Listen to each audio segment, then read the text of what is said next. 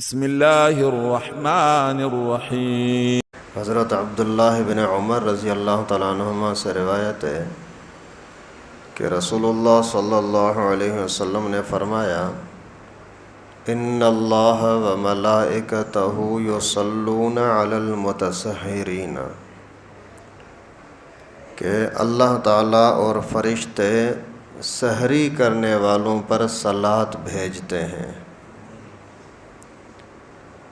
اور ایک اور روایت میں ہے کہ اللہ کے نبی صلی اللہ علیہ وسلم نے فرمایا، تسحروا فإن فی السحور برکۃ،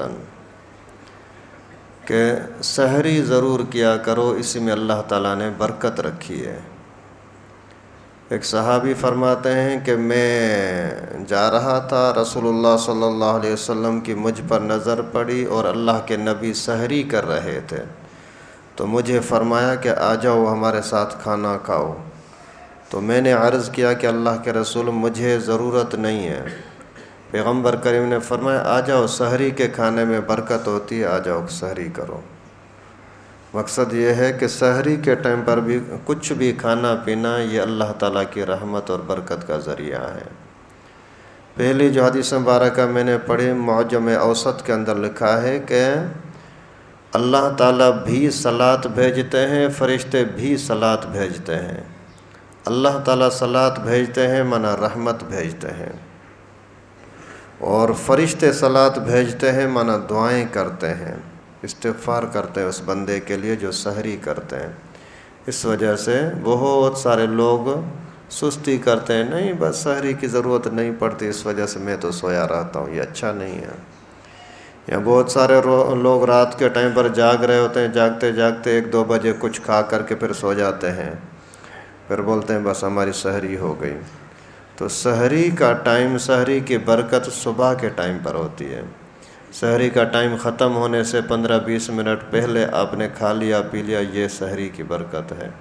گھنٹوں کے گھنٹے پہلے کھانا یہ اچھا نہیں ہے۔ اور سحری کے ٹائم پر جو میسر ہو وہ کھائیں، تکلفات کے پیچھے کہ یہ چاہیے یہ اچھا نہیں ہے۔ اور بہت زیادہ کھا لینا اس میں نقصان ہوتا ہے۔ شرعی لحاظ سے پیٹ بہت زیادہ بھر دینا گناہ تو ہے، لیکن آپ کے جسمانی کوئی فائدہ نہیں ہوگا۔ لوگ بولتے ہیں یار پورا دن ہمیں پانی نہیں پینا، اس وجہ دبا کے پانی پیو، دبا کے کھانا کھاؤ، روٹی کھاؤ، پراٹھے کھاؤ، اس کا کوئی فائدہ نہیں ہوتا۔ وہی 8-9 بجے کے بعد 4 گھنٹے کے بعد وہ کھانا ہضم ہو جاتا ہے، پورا دن ویسے ہی بھوک میں رہنا پڑتا ہے۔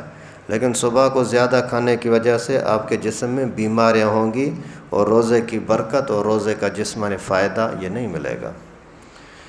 اور دوسری بات یہ کہ سحری کے ٹائم پر اگر کسی کو دوائی وغیرہ کھانی ہے تو کھا سکتا ہے، کوئی منع نہیں ہے۔ اور سحری کے ٹائم پر کسی بھی نشے والی چیز سے اپنے آپ کو بچانے کی کوشش کریں۔ یہ کوئی مجبوری نہیں ہے، سگریٹ پینا، نسوار کھانا یہ کوئی مجبوری نہیں ہے، ان سے اپنے آپ کو بچانے کی کوشش کریں۔ خیر اگر پی لیا سگریٹ وغیرہ تو سحری کے اوپر اثر تو نہیں ہوگا، لیکن اچھی چیز تو نہیں ہے نا صبح کے ٹائم پر، اس برکت والے ٹائم پر آدمی آگ کو منہ میں ڈال رہا ہو، پیٹ میں ڈال رہا ہو۔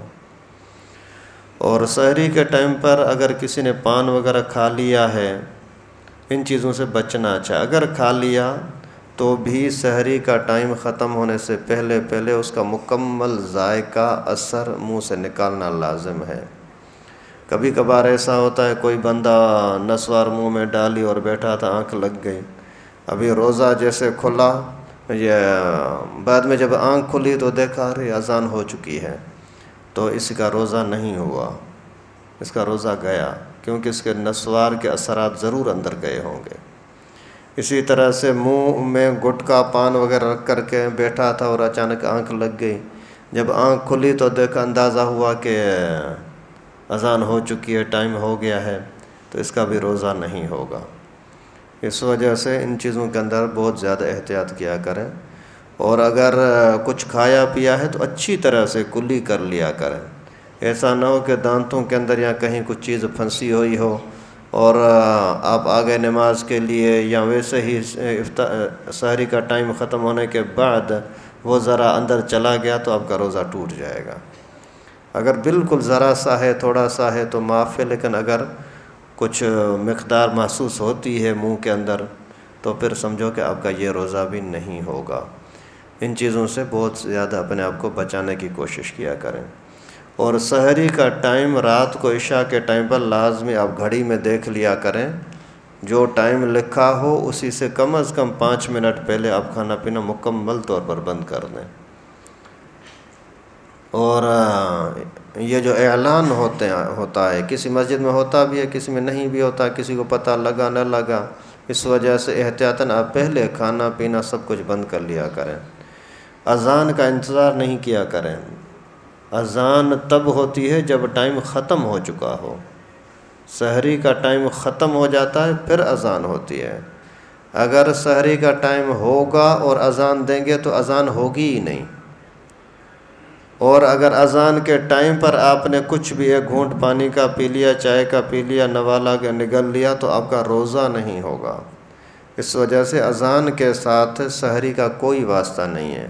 بہت زیادہ لوگوں کی عادت ہوتی ہے کہ بابا بولتے ہیں ابھی تک اذان نہیں ہے، بابا کھا لو کھا لو۔ اذان الگ چیز ہے، سحری کا ٹائم ختم ہونا الگ چیز ہے۔ اس وجہ سے ان چیزوں کا خیال رکھا کریں۔